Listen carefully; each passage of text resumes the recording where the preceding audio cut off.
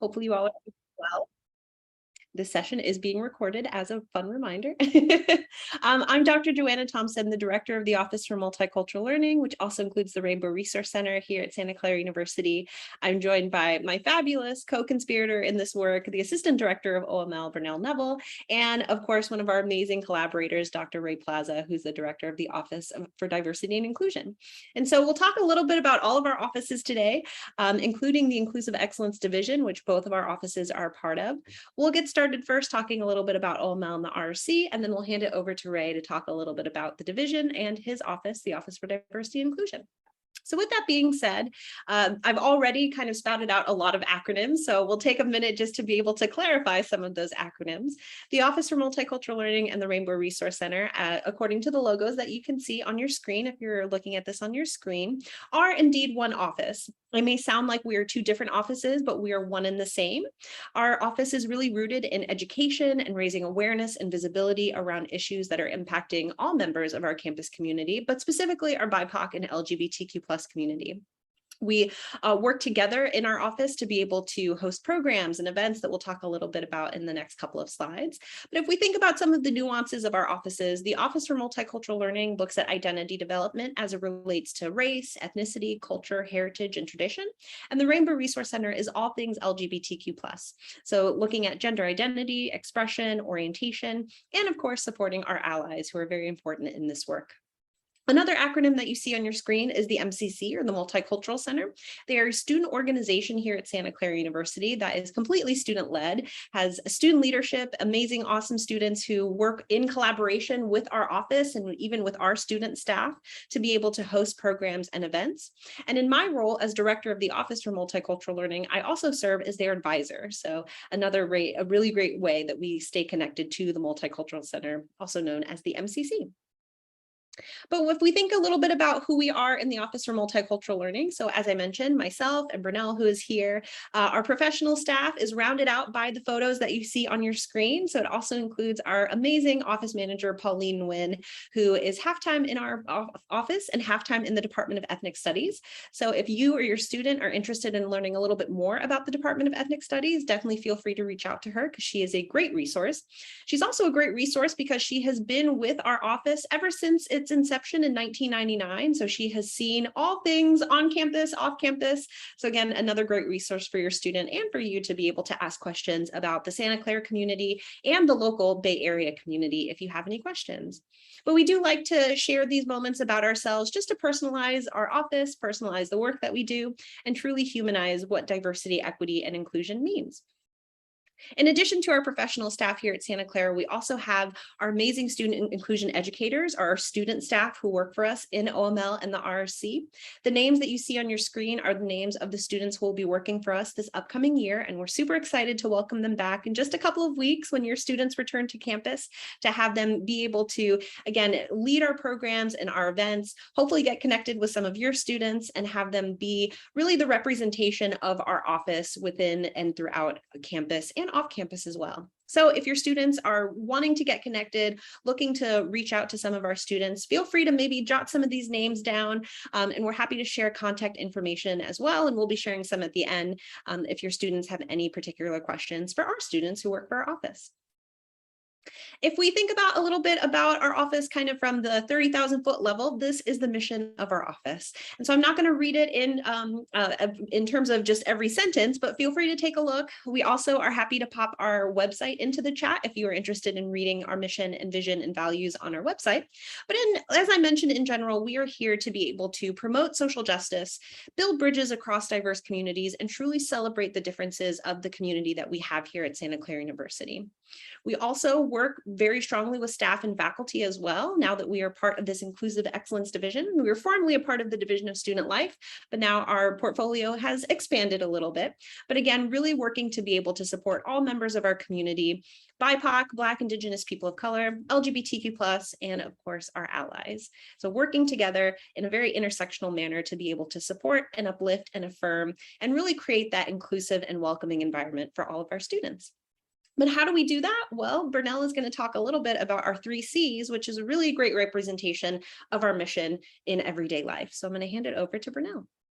Thank you, Joanna. And as Dr. Thompson said, my name is Bronell Neville. My pronouns are he, him, and his, and I serve as the Assistant Director in the Office for Multicultural Learning, which includes the Rainbow Resource Center. And so our office is very, OML and RSC is very programmatic focused in terms of the offerings that we have for our students. And so as we think on what events we want to have for our campus community, our staff and faculty, our students here, we try to come back to one or if not several of what we call the 3 C's in our office, which are celebrate, contemplate, and commit. Like now, many of our events kind of touch many of these things, but purposes of like kind of making it easy to understand. We try to highlight some events that kind of are illustrative of the C that they are underneath. So people probably might most know us because of the celebrate. We like to have fun in the office, to celebrate, recognize the rich diversity we have here in our campus community. One of the ways that students can get involved with celebrating diversity here at Santa Clara University is be part of our multicultural meet and greet. And so around week 3 of the quarter, to give people a chance to get settled in and situated here on campus, our office hosts a meet and greet from our BIPOC, our Black, Indigenous people of color, and our LGBTQ plus students on campus, just to, and our new students and our transfers, just to formally welcome them to the space. We have some of our multicultural student organizations. We table, we have food, we have entertainers, we have speakers, we have like raffle prizes. It's just a fun atmosphere to formally kind of kickstart the school year. And it's a very fun way to say, hey, this is the community that you're joining. This is who's here. We have a support system for you. We want to be in solidarity with you. Come celebrate with us. Throughout the year, there's various heritage months and awareness days that our office likes to highlight. There's some big ones and obvious ones people might know, such as Black History Month being February or Pride Month being June, but we also like to recognize things like Transgender Awareness Week is in the month of November, and November is also Native American Heritage Month. And so we have various programs, events that we might put on, whether sponsoring speakers, having social media posts, hosting podcasts to bring awareness to the various heritage days and awareness months and history months that we have throughout the calendar year, because almost every single month has something that needs to be celebrated. For example, August, the month of August, is Black Business Owners Month, I believe. Yes, Joanna? So correct. So support Black businesses, not just in August, but specifically during this month, because it's the one to do so. And then we start a year of celebration. We also end a year of celebration. We have 6 multicultural recognition ceremonies. These are not to take away from the commencement graduation experience. It's to more supplement and celebrate our students through the cultural lens that they identify with. So we have 6 ceremonies. We have our Latina ceremony. We have our Black Pan-African ceremony, our Asia Pacific Islander South Asian or PISA ceremony, Native American Indigenous ceremony, Middle Eastern North African or MENA ceremony, and our Lavender graduation, recognizing our LGBTQ+ students. And so we, through the lens of their cultural identity, whether we highlighting people on campus who identify in that way to be keynote speakers, the entertainment that we have, the food that we get to offer, it's just a way to kind of in the year celebration of our graduating students, what it means to be Black and to graduate, or to be Native American and to graduate college. We want to make sure we celebrate appropriately that moment, because it's a moment. It deserves to be celebrated. Emphasizing the learning in our Office of Multicultural Learning name, we'd be remiss if we didn't contemplate some time to have some education in the program that we get to do. Probably one of our signature program we have is our Difficult Dialogue series. We pivoted to be digital difficult dialogue during the time of the pandemic, just to be safe for everybody. And so this is a chance for, these are hosted by student educators or SIEs that Joanna outlined earlier, and they outline, and they just hold space for various difficult topics. And we try to shy away from things just because they're hard to talk about. We want to hold space to have conversations. At the end of the year, our students had space to talk about reproductive justice in the light of the leaked opinion that came out of the Supreme Court. For Black History Month, they hosted a difficult dialogue about appropriation of Black culture on TikTok. We've talked about homelessness, specifically in the queer community. We've talked about acknowledging the land that we situate ourselves on for Native American Heritage Month. So there's a large variety of topics that our students delve deeper in and talk about. These are open to anyone to attend. So if your student sees a program that's interested to them, just stop by, either log onto the Zoom or stop by the room that we're having that day and time and visit a topic you want us to talk about. We're also open to suggestions as well. Let us know what you want us to hold space to do more of. One of my favorite events we get to plan every year in the office is the Queer Film Festival. I consider myself a big movie fan. Cam knows this is logged on the call right now. I love looking at movies, talking about movies, and unpacking representation in movies. So every year in the month of April, which you call Gapril in our office, another month to be gay on campus, we hold space to have Queer Film Festival. We talk about movies that highlight queerness at the intersection. So it's not just like Brokeback Mountains of the world, Call by Your Names of the world to highlight the cisgendered white upper class gay male experience, would try to highlight the intersections. Like one of the movies we watched recently was Moonlight, a movie we watched this year, which I loved. It's on Hulu, it's available. It's called Flea. It was nominated this year at the Oscars for 3 Academy Awards for Best Animated Feature, Best Documentary Feature, Best International Feature. It centers around the story about an Afghan male who's fleeing the country for persecution during the war, but also in that process is coming out and understanding his own sexuality. An amazing film, definitely look into it. And we get to watch his films and have some meaningful conversation and dialogue afterwards with either panelists that we might bring in or just the people who are attending and who care about these issues. And last, but certainly not least, is making that commitment to talking about social justice and bringing up these issues in everyday lives.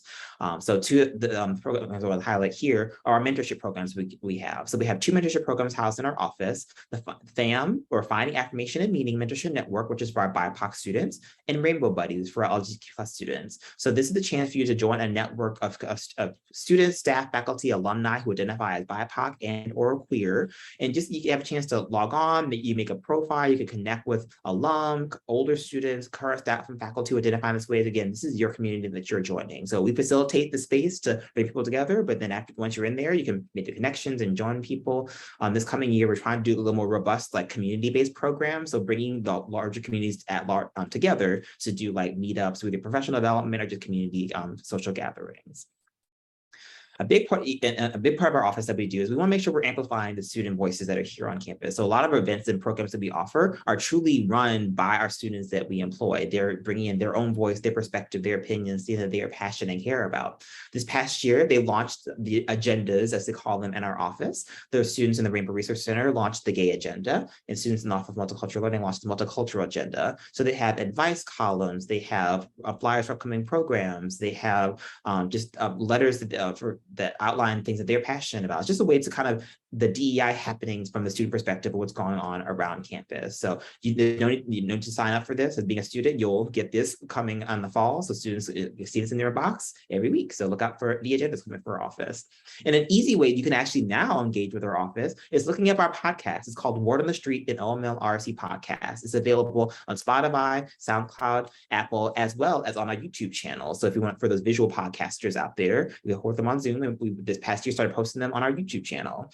And so this is a chance for our students just to delve deeper into topics that they care a lot about, whether it be some of our students gathered together to talk about the Latina perspective of the movie Encanto when that came out, or our students recently started this past spring quarter, a series about growing up mixed, where several of our students in our office identify as mixed race individuals and talk about what does that mean to be coming from a Black and white household or a Black and Latinx household. And so it's a really awesome series that we'll hope to continue on into season 5 of our podcast coming up in the next year. But feel free to definitely look us up and give us a list. It's an easy way to just like while you're at the gym, working out, going for a walk, walking the dog, cleaning around the house, pop on a podcast and learn a little thing.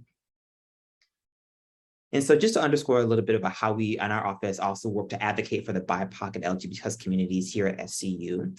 This past year, we definitely saw a little more advocacy on our end for supporting transgender non-binary students, especially after being in the pandemic and kind of locked down for 18 months, coming back to campus. A lot of our students needed help and assistance navigating maybe changing names and pronouns on records or how to navigate looking for gender inclusive housing. So in collaboration with Ray's office, ODI, we were able to streamline some processes for our students, make things a little easier for them. So it's not having to out yourself to 8,000 different people. Is kind of a one and done. Here's the form, here's the process, moving on with that. We collaborate with campus partners to launch and or strengthen initiatives and advocate for his institutional demographic data collection. It's important for us to know who's out there, who the students that we are serving. Some of this, the data that we need is easily accessible, such as race, but some of the things like sexual orientation and gender identity is not easily accessible. So trying to work on putting systems and metrics in place to make sure we can know who's out there in these communities so we can make sure we advocate appropriately for their needs. When necessary, holding trauma-informed spaces for our BIPOC students. For example, this past 2 years ago, oh my gosh, that's 2 years ago, November 2020, when we had the election, we went to make sure no matter who you voted for, like it can be very contentious time, just hold space for students to, hey, the Zoom's open, here's a link, stop by. Maybe we had counselors on call if they needed to talk to somebody to process some emotions and feelings, just to be there to hold space for our students. Educating folks, that's people in the community and allies as well, on the BIPOC LGBT experience, to have workshops, trainings, developments, to hold conversations, to talk to our faculty, staff, and other students about what our BIPOC and queer students are experiencing here at Santa Clara University, because not everyone knows what they might be going through. Even if you're in the community, you only know your experience. You don't know that everyone else's experience as well. We like to support in our office, support BIPOC and LGBTQ+-owned businesses, content creators, and artists. As thinking about like prizes for raffles, we'd be very mindful. Maybe instead of buying from Amazon, let's actually go to this like Black business down in the corner and highlight that for our students to know this is a resource here in the community so you can support them as well. And last, but certainly not least, responding to bias incidents if and when they do happen, and feedback from events and programs. Being very mindful, if bias does happen, we are prepared. We have a protocol in place that Ray and Joanna helped design for our institution to help respond to the needs if need be. So this is just a small snippet of how our office works to help advocate for the BIPOC and queer students here on campus. But to see this in a different visual media for those who might be visual learners, because it's one thing to hear the words of the impact that actually see the impact we get to have, see these lovely smiling faces, the students, the vibrancy, the color. We truly want to center like this amazing diverse community and bring people together. That is the ultimate goal of what our office is, to educate people and to bring people together and to build community solidarity. Whether we're hosting a Lunar New Year festival, being part of implementation for our Native American powwow, or celebrating our graduating students. We do so many amazing things, and it's so wonderful to see these communities come together and to be in solidarity. So you might be wondering, hey, Brunel, how can my student get more involved with OML, like in RC? They want to connect, they want to engage. How can we do that? Well, thank you for asking me. It clears me up to actually answer the question for you. So the easiest way to get connected to our office, just stop by and attend an event that we're putting on. Our office is always hosting events, whether it be virtually via Zoom or like passively through our podcast, or in-person events like our recognition and graduation ceremonies. So just if there's an event that your student is interested in, literally just show up. Our events are free. They can stop by whenever. And again, if there's an event that maybe they want to see that our office is not doing, we're open to suggestions. We're happy to see how can we work around that and actually plan something for the needs of the students here. Feel free, we like to call ourselves like the tech support for all things social justice. And so as they're navigating certain issues, conversations, situation that I've been doing in the residence halls, like use it as a resource. Say, hey, like I was talking to a student and like this happened. Is that a microaggression? I don't know what that is, how to navigate this. Hey, come talk to us. We'll gladly walk you through some things, give you some strategies, some tips how to navigate that. We can connect with some of our students who can give a student experience, perspective around some things, but use this as a resource as you're navigating the world of social justice. And then we also, as I mentioned, our student inclusion educators are students, like undergrad and graduate students who work for our office. It's a paid position to do the work of social justice. So if your student's looking for a job, once a year, we're always hiring a new batch of students. So definitely check with us and say, hey, I want to delve deeper and actually get my hands in there and be part of organizing workshops, putting on trainings, holding space for workshops. An easy thing to do, also keep in touch with us, is just to follow us on social media. For those of us who are on the social medias, we have Instagram and Facebook. The easiest way is to keep up with what our office is doing and find out when programs are, where they are, what's going on, and also just learn a thing or two. Also, our website currently being updated and overhauled, and hopefully, knock on wood, launch that for the fall. But you definitely can check out our website as a resource as well. You can also have your student stop by and visit our office. We are located, even though we're one office, it's a little confusing. We have 2 different locations. I apologize for the confusion. It is what it is. We work with the hand that we're dealt. And so the Office of Multicultural Learning is located in a little house, 832 Market Street, just across the street from Swig Residence Hall, which is the tallest building, fun fact, in the city of Santa Clara.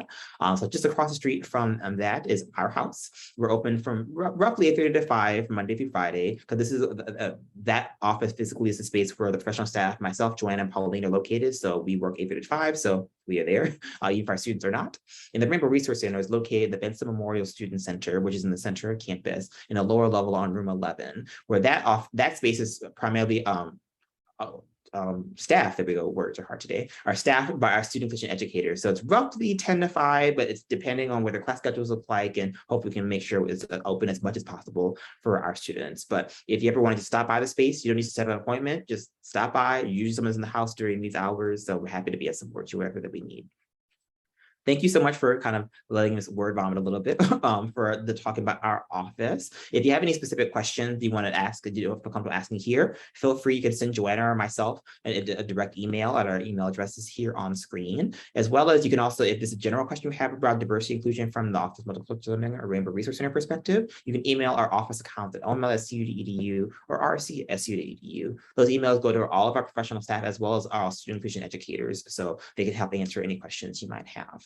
But if you have any questions now, feel free to put them in the chat and we can answer them at the end. But for now, I'll pass on to Ray to talk more about his Office of Diversity and Inclusion, and the Inclusive Excellence Division at large. Thank you, Burnell. So I want to thank everyone for joining us today. I'm Dr. Ray Plaz, Director in the Office for Diversity and Inclusion, pronouns he, him, his. So I want to thank you for joining us today. We know that there are many things going on affecting us around the world. So I appreciate you all joining us today. And so I just want to share a little bit about the Inclusive Excellence Division before I get into the Office for Diversity and Inclusion. And so the Inclusive Excellence Division is a new division at Santa Clara University, formed this past December 1st, 2021, and really comes on the heels of the hiring of our new Vice President for Diversity, Equity, and Inclusion, Shay Duncan-Smith, who joined the community last July 1, 2021, and was hired concurrently with the new Vice President for Mission and Ministry, Dr. Allison Benders. And so I share this with you because I think the university was very intentional in terms of bringing in, thinking about mission and ministry as we think about our values as a Jesuit institution, and how does that fit within diversity, equity, and inclusion. And as of this July 1, we have a new president, Dr. Julie Sullivan, who've also come in with a new institutional commitment around diversity, equity, inclusion efforts. And so Shay is a member of the cabinet and works closely with the other vice presidents and deans on this effort. And in terms of the Inclusive Excellence Division, they're listed on the screen here, but it brings together offices that had operated before, but were in different areas. So under this model, all of these areas now work under one vice president. Really to foster those engagements. So we have our Office for Equal Opportunity in Title IX, which really manages a lot of the compliance issues for the institution. Our Office for Accessible Education, which works with our students with disabilities and other accommodations. Our Office for Diversity and Inclusion, I'll share a little bit more about the office. You just heard about the Office for Multicultural Learning, including the Rainbow Resource Center. Our Lead Scholars Program, which is our first generation college program, which also works with our transfer students. Our newest office, the Office of the University Ombuds, which formed this summer and really provides a chance for faculty and staff to really engage in mediation without going through disciplinary processes, as well as the Multicultural Center that Joanna referenced earlier, our student-run Multicultural Center. So all of these offices come together to form the Inclusive Excellence Division under the Vice President for Diversity, Equity, and Inclusion. I share this, even though all of these offices are working on this effort, is not just a responsibility of these sole offices. I think we believe that it's a responsibility of everyone on the campus, our faculty, staff, students, everyone, that it's interconnected in everything that we do. When we think about the last 2 years of the pandemic, and we've all been impacted in different ways, and we think about your entering student and what they've had to endure as they've managed high school, your families, the increased mental health concerns, and the aftermath of the murder of George Floyd in May of 2020. A number of us were asking questions about what could Santa Clara be doing? And so at that point in time, the administration made the commitment. What could we do to be an anti-racist institution? In the midst of so many different things going on, even today, and the increasing polarization we see out there, it's not about being woke. It's really about what can we do as an institution to ensure that every member of our community can be their authentic selves. What can we do to role model having difficult conversations or dialogues that Burnell talked about? What does it mean to listen to each other? And what does it mean to work together to solve some of society's biggest challenges and issues? And so I think that's why diversity, equity, inclusion is so important in the work that we do. So as we think about this, I want to share a little bit about the Office for Diversity and Inclusion. So our office was formed in the summer of 2013, so a little bit younger than our colleagues in the Office for Multicultural Learning, and really grew out of the provost side of the house, working on the academic side. And so the office continues to be a conduit for DEI efforts on the campus. A lot of my work really focuses on working with faculty, staff, broader campus climate issues, and really intersecting with each of those offices that are now part of the Inclusive Excellence area, including my colleagues in student life, Cam and Tanya, who are here. And as of July 1, started to operate under the VP last year. And so in terms of our office, we do a lot of work on the hiring of faculty and staff. And we're seeing the fruit of this labor. Our students are asking, who's in front of the classroom. And so the students want to see that diversity portrayed, not just in terms of who's in front of the classroom, but how is that diversity talked about in their discipline? How are they talking about how what they're doing and learning in the classroom is affecting their communities that they're coming from? Are they reading from diverse authors? Are they hearing from different perspectives? We have a breadth of partnerships throughout the campus that really reinforces the fact that we can't do this alone, but it relies on a team of colleagues throughout the university to make this work. We do a lot of work around assessment and data management, and I know Burnell talked about that.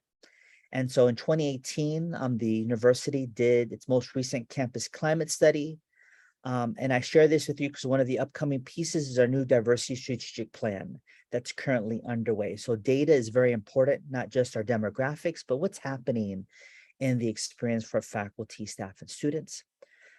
Similar to our colleagues in OML, lots of trainings and workshops. And there's overlap there. We do a lot of work around the hiring and recruitment of our faculty, staff. How do we create safe spaces for members of our LGBTQ plus community? How do we deal with our undocumented students, faculty, and staff, as well as tailored workshops and professional development opportunities? We do a lot of work around the consultation, crisis response, and troubleshooting, being there to answer questions. So with David's office, the Office for the University Ombuds, he provides another resource that are there. And Bernard noted, how do we respond to issues of bias that take place? While we think that Santa Clara exists in a bubble, we don't. Things that happen externally play a role on the campus. And so that's is where the educational piece comes in. How do we hold members of our community accountable when there's missteps, when they cause harm, and how do we begin to address that piece? We also provide a number of different programming opportunities that in many ways complement the programming that takes place within OML and in other areas, a monthly community conversation series, as well as providing tangible financial support for other programming that takes place on the campus. As well as broader campus climate efforts.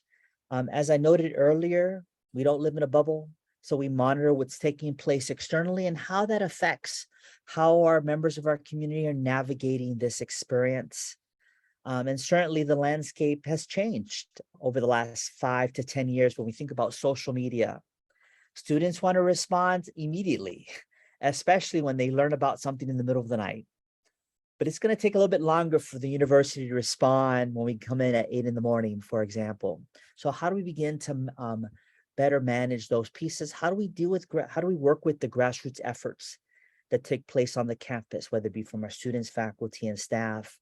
In the aftermath of the murder of George Floyd, we saw a lot of grassroots efforts emerge. What can we do? What can individuals do to take part in this effort? We do a lot of work in collaborating with our colleagues in the undergraduate admissions side in terms of recruiting new members of our student community, working with our Inclusive Excellence Council, both on the undergraduate and graduate side, as well as working with some other marginalized communities, whether it be our undocumented students, transfer students. I work closely with our military connected students, our veterans, as well as working with other colleagues around what does it mean to be on land that in some ways we weren't the originators on, that, was settled by the Ohlone and Muwekma Ohlone people and other communities. But what does it mean to be stewards of this land today? And what does our engagement with these indigenous issues mean, not only for our current students, but our future community as well? So there are a number of things that we do that really in many ways complement the work of our other colleagues in the Inclusive Excellence division. And so just welcome your feedback and perspectives, and I'll share my contact information in the slides, but we really want to just open up the floor to really answer your questions that you may have as we think about diversity, equity, inclusion efforts on the campus. And so I want to thank our colleagues in orientation for providing this space.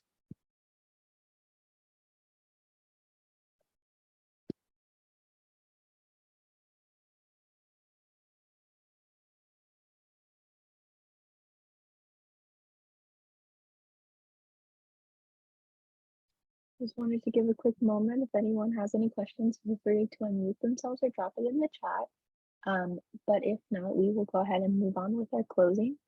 But as our presenters mentioned, they have included their contact information in the chat, so please feel free to send them an email at a later time if a question pops up later on once you have a conversation with your student. But with that, I'll go ahead and, oh, you have a question? Yeah, no, not a question. I Sure. just wanted to say thank you. I don't have a question. My concern is, Okay, well, we live in Colorado. My name is Chi. My daughter and we live in Colorado. And so I'm just trying to make sure that she's going to be well supported coming to Santa Clara. So that's all. I don't have a particular question. So it's, you've been very informative, and I'll save all the contact. And if I do have a question or concern, I know that I can reach out to your department. Yeah, okay.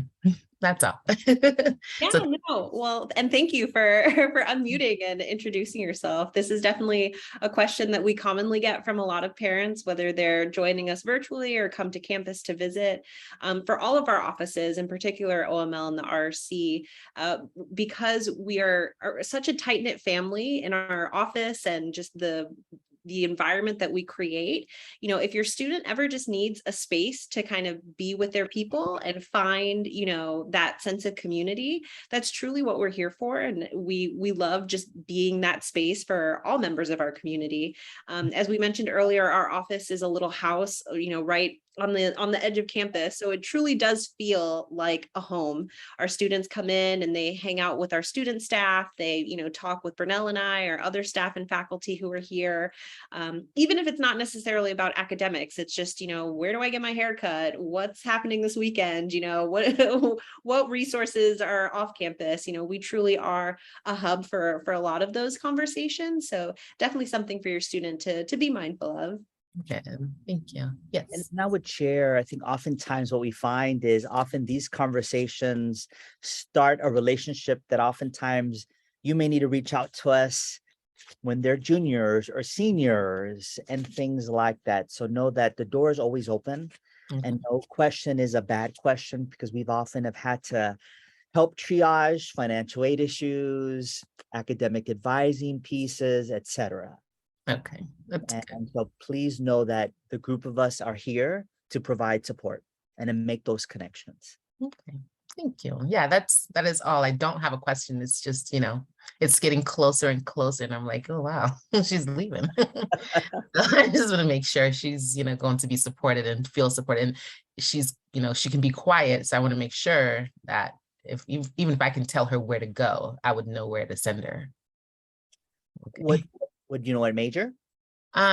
So biology right now, is her major. Does that make a difference? Is that No, it's always good. But doesn't make a difference. But as during orientation week, there are folks in biology that a number of us could begin to make some introductions and stuff. Yeah. That she knows that if she needs, there's some great colleagues in biology that are really committed to student success. Okay. And well-being, that would be great potential contacts. Okay. I will. That's good to know. Thank you. Thank you. Yeah, I don't have any other questions. So thank you so much. I'll attend another one tomorrow. I'll keep attending until I feel comfortable. Thanks. Yeah. So thank you. Thank you. Karen, do you want to go ahead and just do our closing really quick so we can Yeah, full circle? absolutely. So on that topic of upcoming webinars, we have, I believe, 3 webinars left. This is the last week of our webinar series. So I'm going to post the link, and I just actually sent out a Bronco prep guide with all of the links to sign up if you want to just open that. But if not, here's the link.